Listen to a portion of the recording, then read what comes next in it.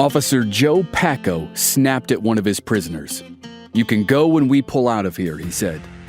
The prisoner, Frank Mitchell, had been bugging him to use the bathroom since the train left Toledo. They were now in Kenton, Ohio, where they stopped to pick up passengers on the way to their final destination.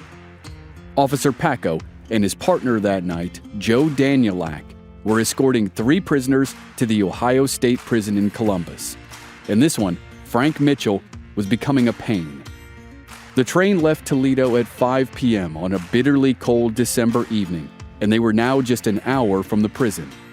The whistle blew, the wheels spun, and the train pulled out of Kenton. As soon as it cleared the city limits, it rolled through farm country. Paco looked out the window and saw the pure blackness of the fields. There was no moon and no stars. Finally, he motioned to Mitchell to get up and go to the bathroom. Frank Mitchell was chained to the man next to him.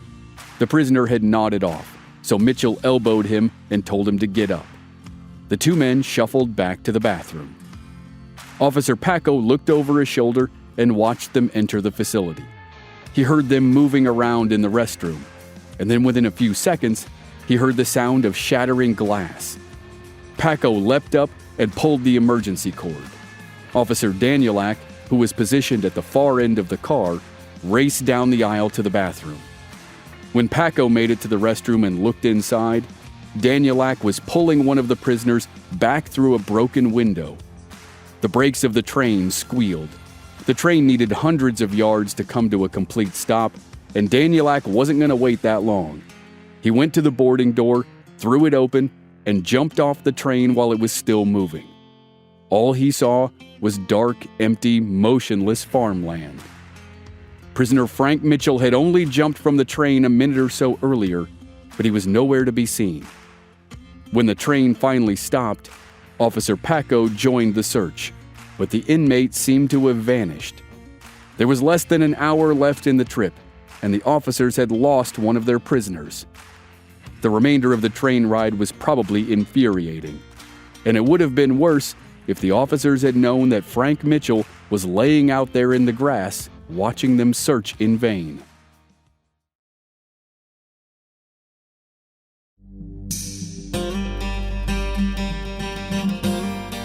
From Black Barrel Media, this is Infamous America. I'm your host, Chris Wimmer, and this season we're telling the story of 1930s bank robber Pretty Boy Floyd. This is episode 3, No Turning Back.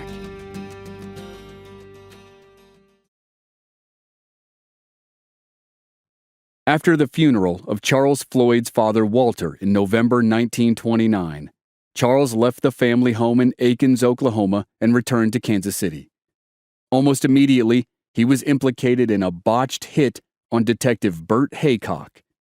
Haycock, who was well known for targeting members of the underworld, had his car shot up by several men. Haycock curled up on the floor and escaped the attempted murder without injury, and he identified Charles Floyd as one of the shooters.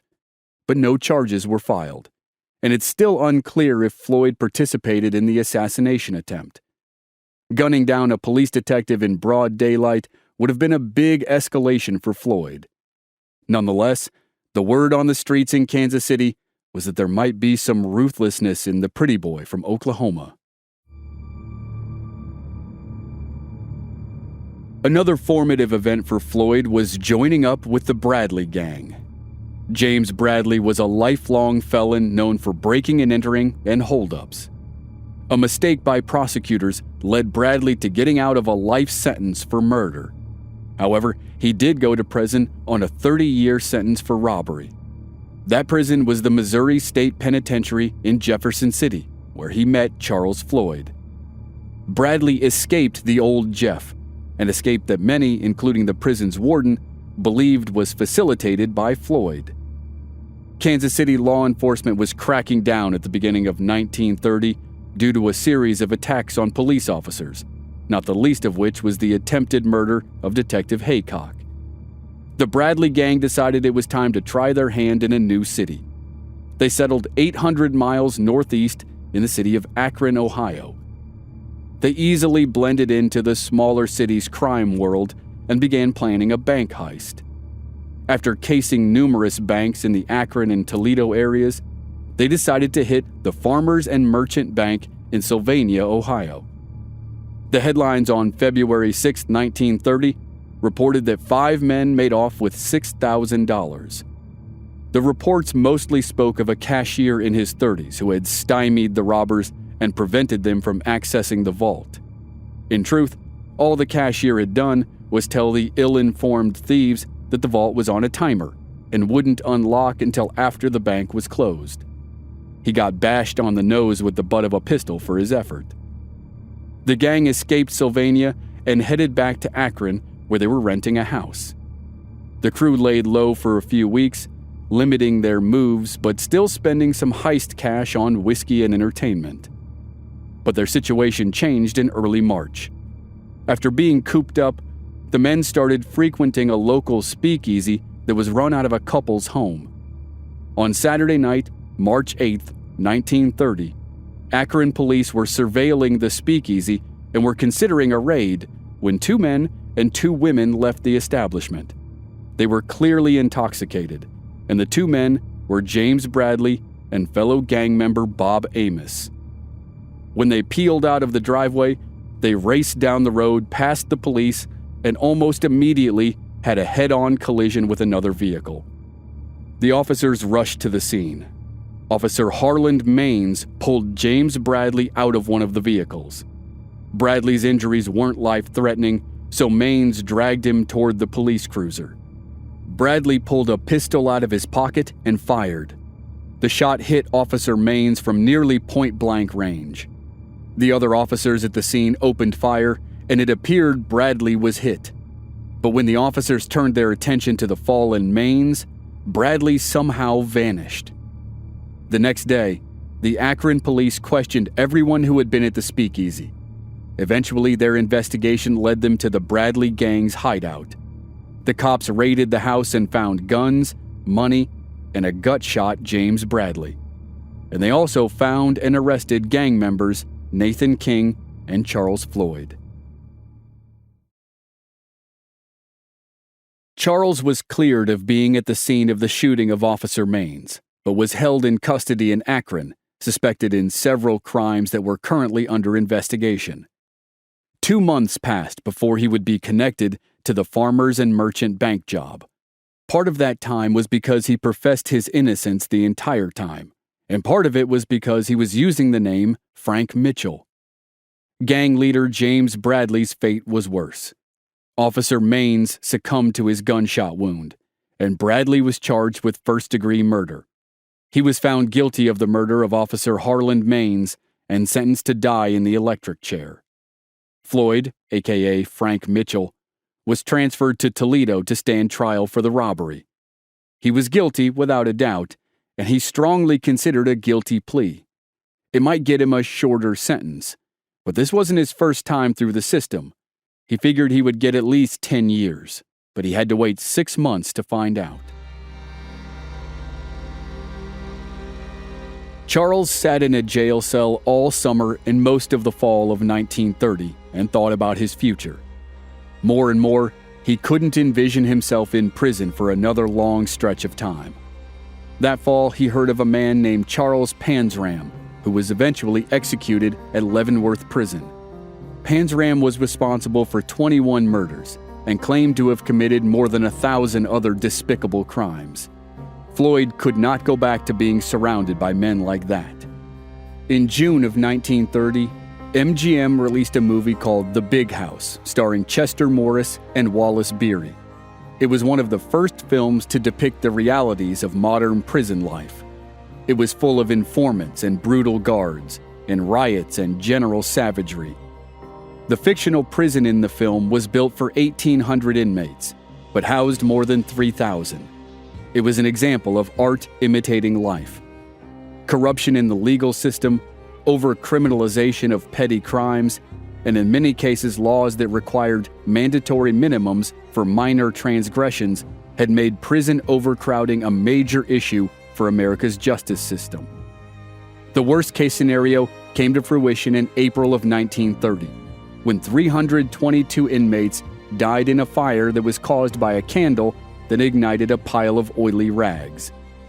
That prison was the Ohio State Penitentiary in Columbus, home to 4,300 inmates in a facility that was built to house 1,500. When the sentence was passed for Charles Floyd, he would go to the Ohio State Prison in Columbus. The tales of the final hours of his partner, James Bradley's life, persuaded Charles that nothing was worse than going back to prison. On Bradley's way to the electric chair on November 10, 1930, he refused baptism.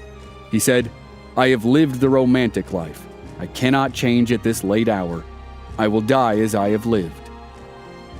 He continued to profess his innocence in the killing of Officer Maines. While the warden, a priest, the executioner, and onlookers remained solemn, Bradley faced his end with a smile. When he came face to face with old Sparky, he surveyed the room and then laughed and said, "Well, this is a rather shocking evening."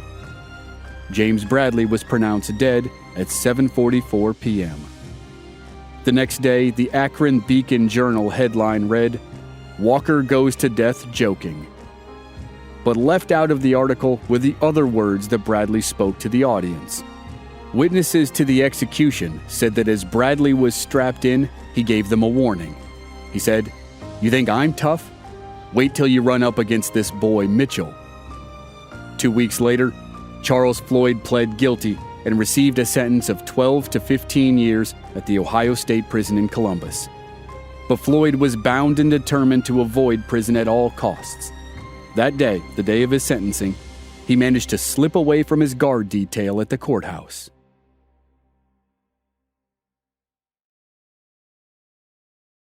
At Floyd's sentencing hearing, he suddenly found himself unattended for a moment outside the courtroom. His police escort, Officer Joe Pacco, was far enough away that Floyd decided to make a run for it. Floyd slipped away and mingled with the crowd in the lobby and worked his way to the courthouse steps. He was outside and moving down the steps and was about to break into a full sprint when Officer Pacco spotted him. Pacco shouted and Floyd bolted. He ran down the street, turned a corner by the local YMCA, and collided with two men. They happened to be off-duty courthouse officers. They recognized him and detained him until Pacco caught up. Pacco almost certainly breathed a sigh of relief after retrieving a prisoner who nearly escaped from a crowded courthouse. But now the prisoner had to be transported about 150 miles to Columbus to serve his sentence, and it would be a long train ride.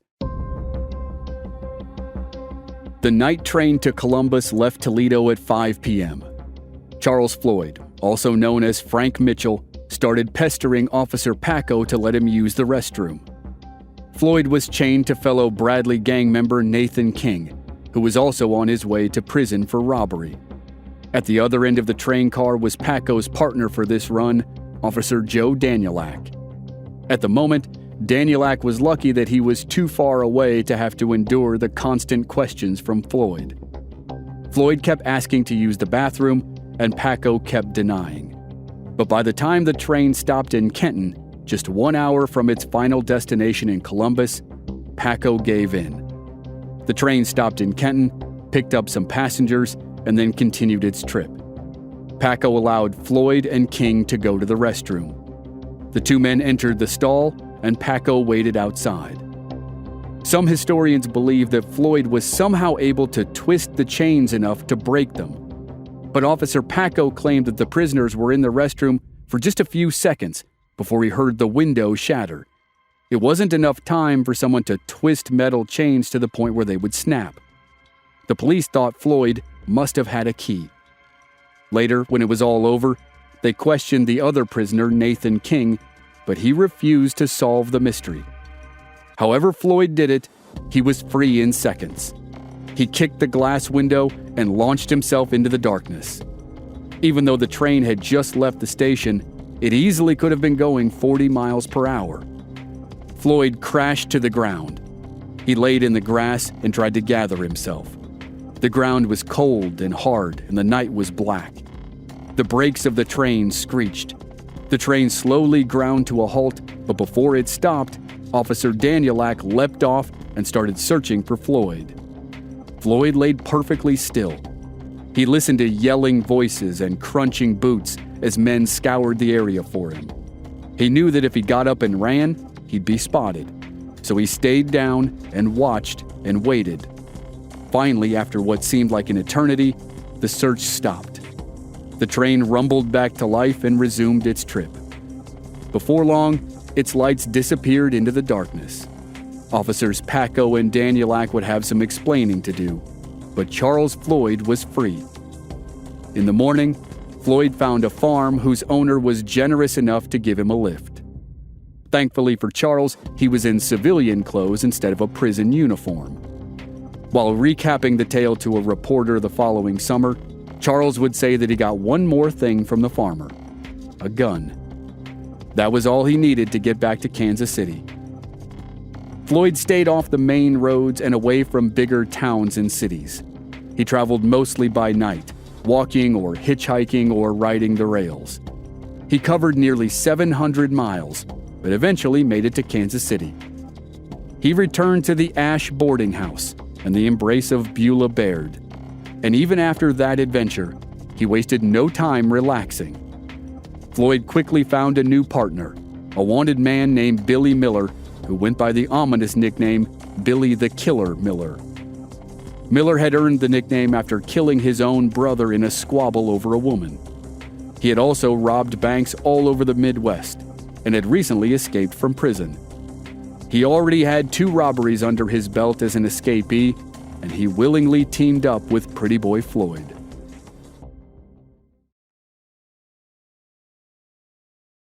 Early in 1931, Charles, Beulah, and Billy Miller made a trip to Oklahoma. Charles and Billy robbed their first bank together.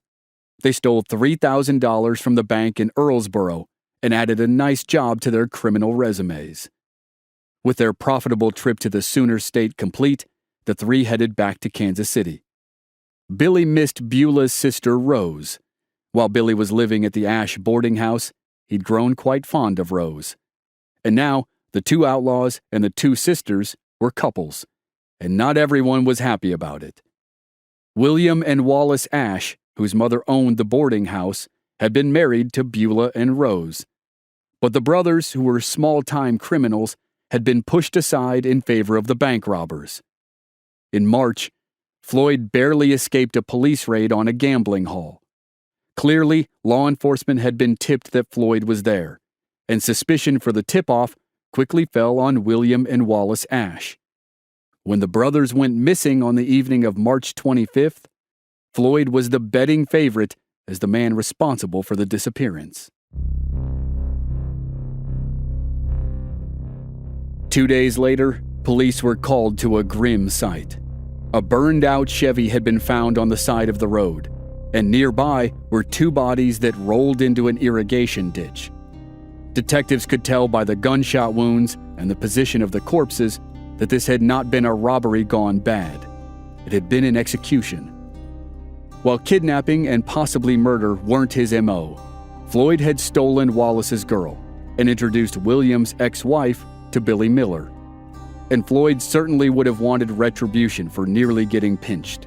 But even if Floyd and maybe Billy Miller were not responsible, they left Kansas City shortly after the discovery of the bodies. The Baird sisters were with them, and they went on a bit of a spree. The robbers hit small banks in Grant County, Kentucky, and White House, Ohio. They stole a car and spent their money lavishly. Then in mid-April 1931, a call came into the Bowling Green, Ohio police station. A downtown shop clerk said 4 customers, 2 men and 2 women, came in and spent big money. They had Missouri tags on their car. He wondered if they might be the ones who hit the bank up in White House. Sheriff Carl Gallagher and Patrolman Ralph Kastner met the clerk, learned descriptions of the suspects, and parked on Main Street to see if they could spot the foursome. Soon enough, they saw Rose and Beulah, shopping bags in hand.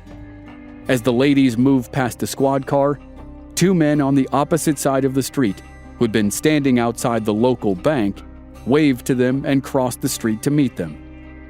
Gallagher and Kastner stepped out of the car. Floyd spotted them and shouted, "Look out," to Billy Miller, True to his nickname and reputation, Miller didn't hesitate. He drew a gun and fired. Kastner, who was closer, returned fire with his service revolver, but he was flanked by Floyd, who also opened fire. Floyd shot Kastner twice. Kastner went down, but he wasn't dead. Sheriff Gallagher opened fire from the far side of the car. Floyd emptied his weapon, but was still taking fire from the sheriff and the wounded Kastner.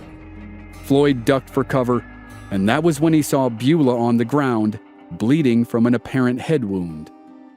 In the street, between Floyd and the injured Kastner, Billy Miller lay motionless.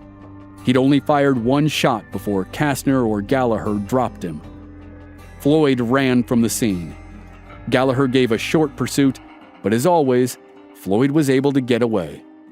He got back to their car and fled the city of Bowling Green and the entire state of Ohio.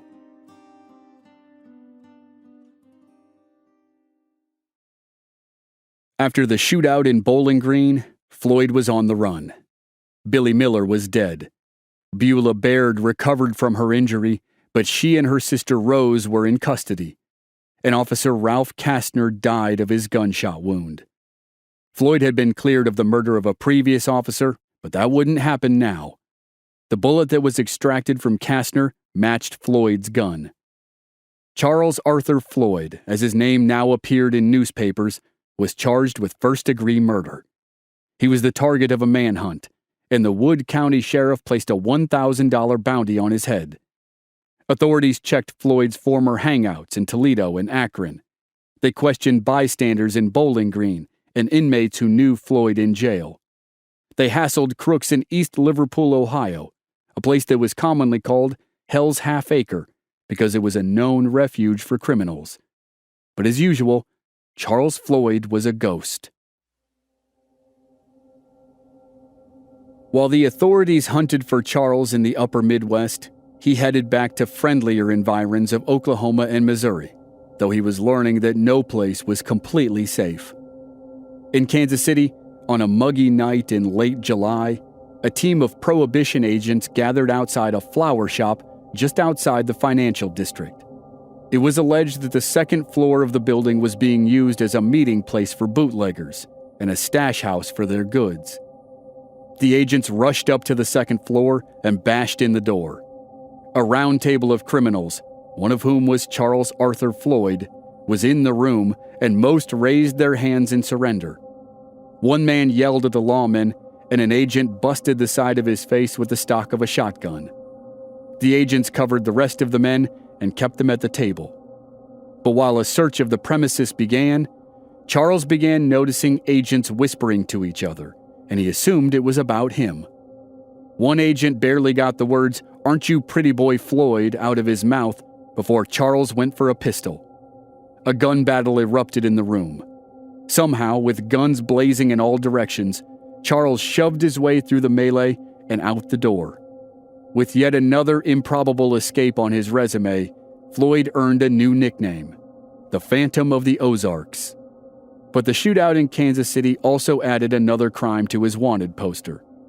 Agent Curtis Burke died in the gunfight, and his death was attributed to Pretty Boy Floyd. Floyd ran to Oklahoma and found a little respite, but it didn't last. He partnered with a guy named George Birdwell, and they were robbing banks together by the time summer turned to fall. Birdwell wasn't a complete unknown, but he wasn't very experienced either. He had been the driver for the heist that Floyd and Billy Miller pulled in Earlsboro, Oklahoma. Other than that, Birdwell's exploits were few. That changed the second he partnered with Pretty Boy Floyd. The two men would tear across Oklahoma, and their spree would become legend. Floyd was already wanted for multiple robberies, multiple murders, and multiple escapes from custody. But all that was chicken feed compared to what was to come. And ironically, the crime he was most closely associated with, and the one that was the most cold-blooded, was the one he probably didn't commit.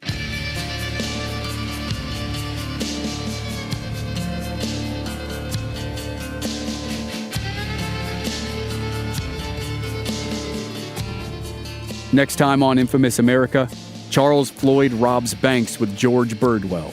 reconnects with his family, and narrowly survives more confrontations with the law. But one of those confrontations will have far-reaching effects on Floyd's life and career. That's next week on Infamous America.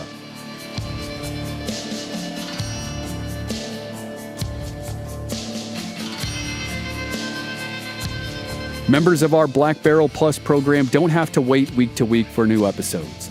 They receive the entire season to binge all at once with no commercials, and they also receive exclusive bonus episodes. Sign up now through the link in the show notes or on our website, blackbarrelmedia.com. Memberships begin at just $5 per month. This season was researched and written by Jamie Lyko. Original music by Rob Valier. I'm your co-writer, host, and producer, Chris Wimmer. Find us at our website, blackbarrelmedia.com, or on our social media channels. We're Black Barrel Media on Facebook and Instagram, and B Barrel Media on Twitter. And you can stream all our episodes on YouTube. Just search for Infamous America Podcast. This show is part of the Airwave Media Podcast Network. Please visit airwavemedia.com to check out other great podcasts like Ben Franklin's World, Once Upon a Crime, and many more. Thanks for listening.